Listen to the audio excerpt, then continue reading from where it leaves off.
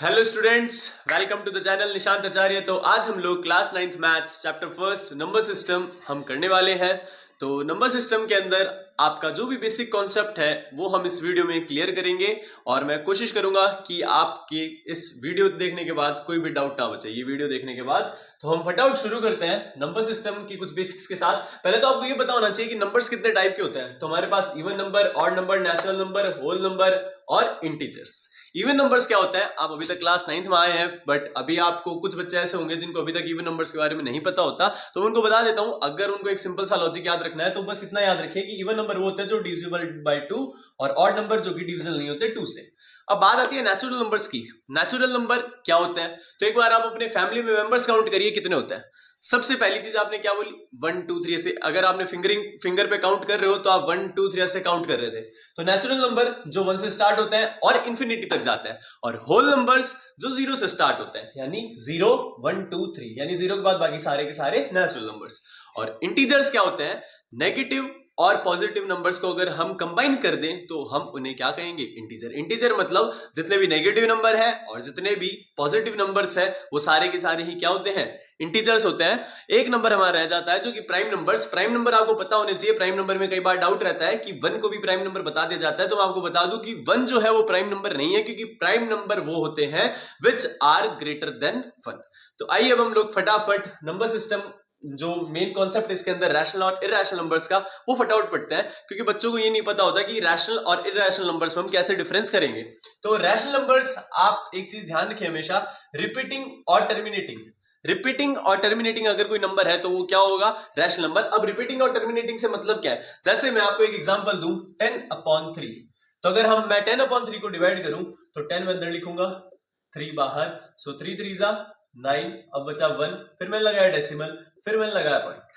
अब फिर से 10 आ गया, यानी 3 3 जा 9, फिर से 1 बचा, यानी ये 3 जो है ये बार बार क्या होता जाएगा, रिपीट होता जाएगा। मुझे चेक करना है रिपीटिंग या नॉन रिपीटिंग कब, आफ्टर द डेसिमल, कि डेसिमल के बाद कोई नंबर रिपीट हो रहा है या फिर डेसिमल के बाद रुक रहा है। अगर नंबर डेसिमल के बाद रुक जाता है, अगर नंबर डेसिमल के बाद क्या हो जा रहा है, अगर रुक जा रहा है, तो मैं उस नंबर को क्या कहूंगा कि वो नंबर टर्मिनेटिंग है। वो नंबर क्या है, टर्मिनेटिंग है।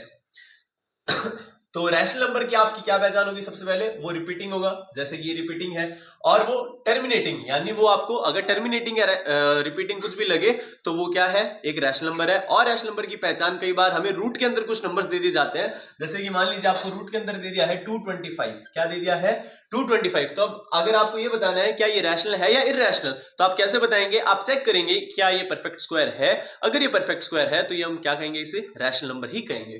फॉर एग्जाम्पल, रैशनल नंबर दूसरा एक और फॉर्म उसका पी बाई क्यू होता है। क्या होता है, पी बाई क्यू की फॉर्म में जो भी नंबर्स है उसको हम क्या कहते हैं, रैशनल नंबर्स। बट एक चीज इसमें आपको ध्यान रखनी है, Q will not be equals to 0।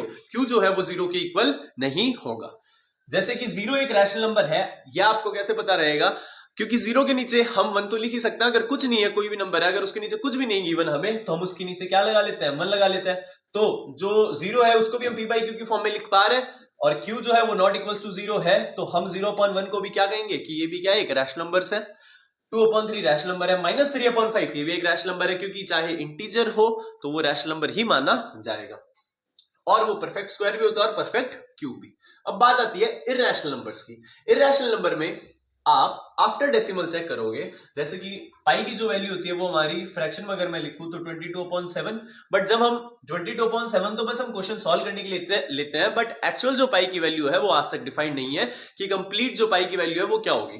तो आइए हम लोग 22/7 एक बार करके देखते हैं। सो 22, अगर मैं इससे 7 से डिवाइड करूं, सो 7 3 जा 21, बचा कितना, 1, फिर हम डेसिमल लगाएंगे, फिर 0, फिर 7 1 जा 7, फिर 3 बचेगा, फिर हम 0 लगाते हैं, तो 7 4 जा 28, फिर 2 बचेगा, फिर से हम 0 लगाएंगे, सो 7 2 जा 14, फिर 6, फिर से हम 0 लगा रहे हैं, तो 7 8 जा 56, 4 बचेगा, 0 लगाएंगे, 7 5 जा 35। यानी कि ये जो नंबर है या फिर ये जो फ्रैक्शन है 22/7, ये पॉइंट के बाद भी रेगुलरली चलता ही जा रहा है, और ऐसा भी नहीं कि नंबर रिपीट हो, इसमें नंबर भी रिपीट नहीं हो रहा, इसमें क्या हो रहा है कि रेगुलरली जो नंबर है वो कंटिन्यूअसली चलता ही जा रहा है, कोई जो नंबर है वो रिपीट नहीं हो रहा। अगर रिपीट होता तो भी हम इसे क्या कहते कि एक रैशनल नंबर है, बट इसमें हम देख पा रहे हैं कि ये रिपीट नहीं हो रहा। काफी हमने डेसिमल के बाद काफी नंबर्स तक हमने सॉल्व कर लिया, बट फिर भी ये क्या नहीं हो रहा, रिपीट नहीं हो रहा। तो ये नॉन रिपीटिंग है और नॉन टर्मिनेटिंग। नॉन टर्मिनेटिंग मतलब ये स्टॉप नहीं हो रहा, ये चलता जाएगा ऐसे ही नंबर, तो इसको हम क्या कहेंगे, इरैशनल नंबर। तो अगर आपको रैशनल और इरैशनल नंबर में पहचान करनी है तो आप सीधा सा क्या देखेंगे, रैशनल के लिए रिपीटिंग या टर्मिनेटिंग, और इरैशनल के नॉन रिपीटिंग और नॉन टर्मिनेटिंग। और रैशनल नंबर के लिए एक और चीज पी बाई क्यू की फॉर्म होना चाहिए, जहां पे Q not equal to 0, perfect square होना चाहिए और परफेक्ट क्यूब होना चाहिए। अब इस चैप्टर में जो आपको और कुछ क्वेश्चंस मिलेंगे वो कुछ इस तरीके के हैं, जैसे कि मान लीजिए आपको क्वेश्चन दे दिया जाता है एक्सप्रेस 0.3 बार एज रैशनल नंबर्स। आपको क्या दिया है कि 0.3 है, इसके ऊपर बार लगा हुआ है, और इसको आपको किसमें बदलना है, रैशनल नंबर में, मतलब कि एक P अपॉन Q की फॉर्म में, P अपॉन Q की फॉर्म में आपको इसे बदलना है।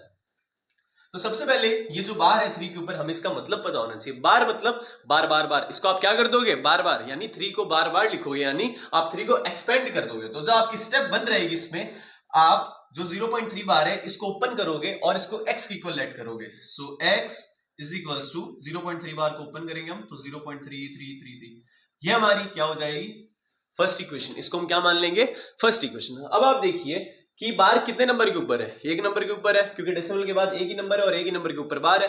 तो जितने नंबर्स के ऊपर बार है उतनी ही हम, अगर एक नंबर के ऊपर है तो हम 10 से करेंगे, 2 नंबर के ऊपर है तो हम 100 से करेंगे, अगर 3 नंबर के ऊपर है तो हम 1000 से करेंगे। तो हम यहां देख पा रहे हैं कि एक ही नंबर के ऊपर है, तो हम इसको क्या करते हैं, multiply both the sides by 10। तो हम x को मल्टीप्लाई कराते हैं 10 से इस तरफ, और यहां पे इस तरफ कराते हैं, तो 3 एक आगे शिफ्ट हो जाएगा और डेसिमल पीछे चला जाएगा। ये हो जाएगी हमारे पास इक्वेशन नंबर 2। ये सेकंड इक्वेशन हो गई हमारे पास। अब हमें क्या करना है, अब हम फर्स्ट को सब्ट्रैक्ट कराएंगे सेकंड में से। फर्स्ट को हम क्या करेंगे, सब्ट्रैक्ट कराएंगे सेकंड में से। सो सब्ट्रैक्टिंग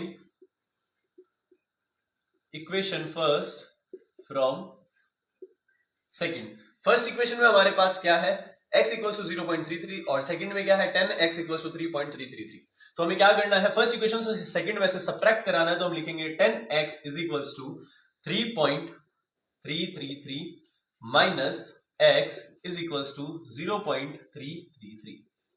और अब हम अगर सब्ट्रैक्ट कराते हैं तो हमारा आंसर आ रहा है 10x minus x, that is 9x. So 9x equals to 3.00 का आप क्या लिख सकते हो, 3, क्योंकि पॉइंट डेसिमल के बाद 0 की कोई वैल्यू नहीं रहेगी। So 9x equals to 3x की वैल्यू, ये 9 चला जाएगा डिवाइड में, so 1/3।